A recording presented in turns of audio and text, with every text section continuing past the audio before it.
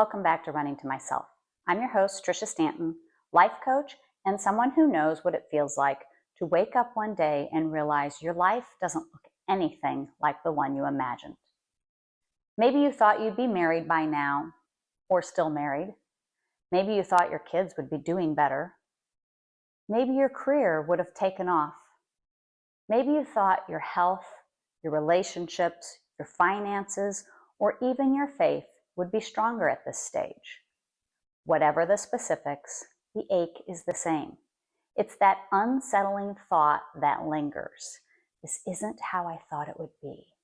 And in that space, it's easy to get stuck, to start replaying all of the what ifs, the should haves, to build a story around disappointment, and then unknowingly start living from that story.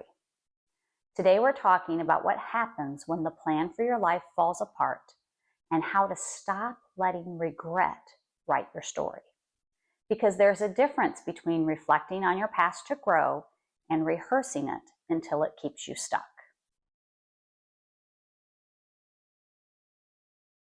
We all have a picture in our minds of how life is supposed to go. We form that picture early through our families, our culture, our faith, our dreams. For me, that picture included raising a family, building stability, finding purpose, and eventually settling into a peaceful, simple life. And while parts of that picture are real, the path to get here has looked nothing like I imagined. Life rarely follows the script. It's full of detours, delays, and unexpected turns. Sometimes we end up in a place we never meant to go, and we can't quite find our way back to what we pictured. And it's that gap between expectation and reality that can be really painful. It can feel like loss, even when good things remain. We start comparing where we are to where we thought we would be. And if we're not careful, disappointment becomes our default setting. When life doesn't turn out as expected, your brain wants to make sense of it. It's wired to tell stories, and often it fills in the blanks with blame, regret, or shame. It sounds like this: I should have known better.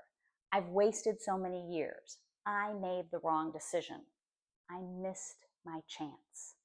And before you realize it, that one narrative starts playing on repeat. What started as reflection turns into rumination. And rumination doesn't bring wisdom. It brings weight. It's like you're dragging an anchor through the years, not noticing the heaviness that isn't coming from what happened, but from the story you're still telling about it. The more you replay it, the more your brain believes it's still happening. And that's how people get stuck. Not in the event itself, but in the mental movie of it. Regret can be a helpful teacher once. It's meant to be a moment of learning, not a lifelong loop. But when we replay regret over and over, when we keep rereading the chapter we wish we could rewrite, it stops being a tool and becomes an anchor. It doesn't guide you forward, it holds you in place. Here's the hard truth. You can't live a meaningful, forward-facing life if your mental energy is anchored in something that can't be changed.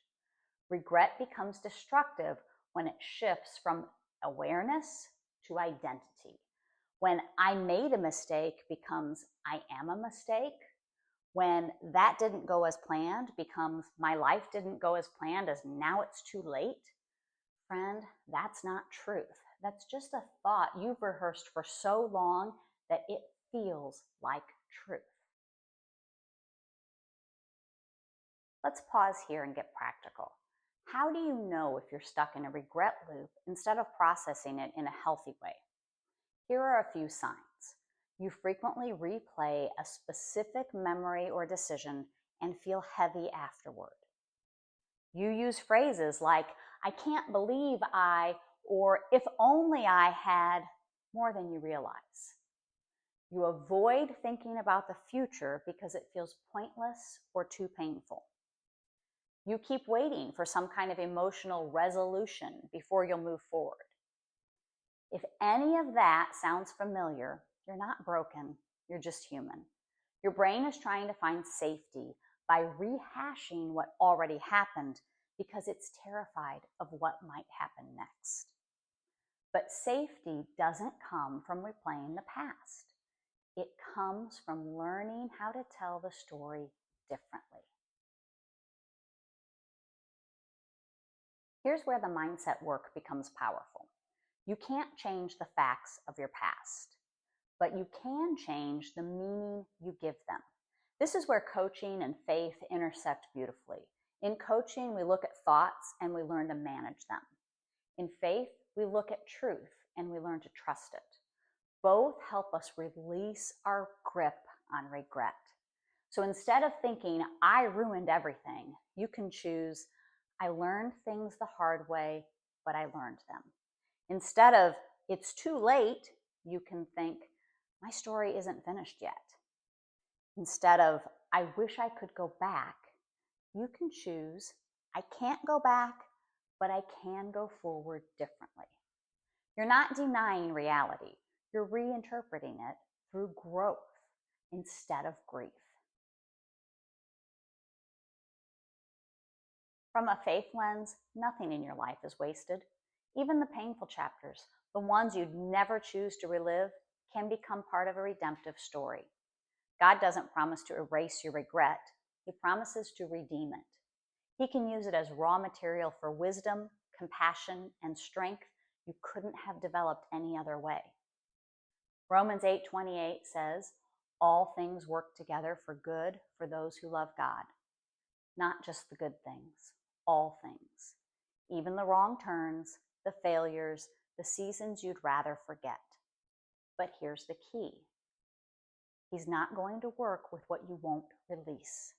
You have to loosen your grip on the regret long enough for grace to get in.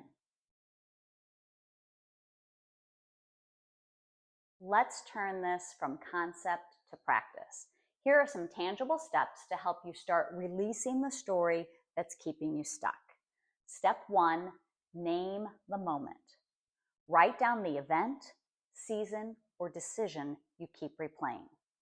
Be honest. Give it a title like a chapter in a book.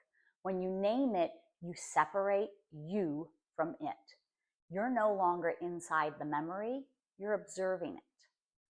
Step 2, identify the thought. Ask yourself, what's the sentence my brain keeps offering me about this? It might sound like, I ruined my life, I missed my chance, that mistake cost me everything. Getting that thought on paper starts to break its emotional power. Step 3, challenge the story. Then ask, is this thought 100% true or just familiar? What else could be true here? For example, I missed my chance could become, maybe that chapter was never supposed to be forever. I ruined everything could become, I made a choice that didn't go how I hoped, but I'm still here. Truth isn't always soft, but it's freeing. Step 4, forgive yourself for being human. This is where grace steps in. You can't heal what you keep punishing yourself for. Offer yourself the same compassion you would give anyone else. Say it out loud if you need to. I was doing the best I could with what I knew at the time. That doesn't excuse everything. It just ends the war inside your head. Step 5, choose forward. Once you've released the old story, ask, what does forward look like for me? It doesn't have to be a dramatic restart. It might just be a single new thought, a small next step, or a willingness to hope again. Forward starts with you believing that your past doesn't get the final word. When life doesn't turn out as expected, it's tempting to close the book and assume that the ending is written. But you're not at the end of your story.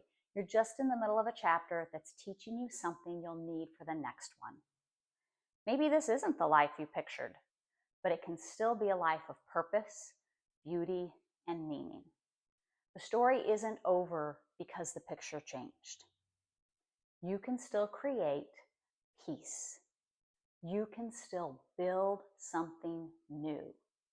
You can still become what you were meant to be, right here in the middle of what you didn't plan. Friend, if you're living with disappointment about how your life has turned out, you're not alone. You're not broken. You're just standing in a place that's asking for grace instead of judgment. Stop rereading the old chapter and start writing the next one. Let regret be a teacher, not a jailer. Let your story breathe again, because no matter how far you've wandered from the picture you once painted, God is still at work in the life that you actually have. And that's where redemption begins. If this message spoke to you, share it with someone else who might need to hear it today. And if you're ready to untangle the stories that are keeping you stuck, to finally release regret and rebuild from a place of strength, let's talk. You can schedule a free consultation at trishastanton.com, because your life doesn't have to look like the picture that you once imagined to still be beautiful, purposeful, and free. Until next time, keep running to yourself.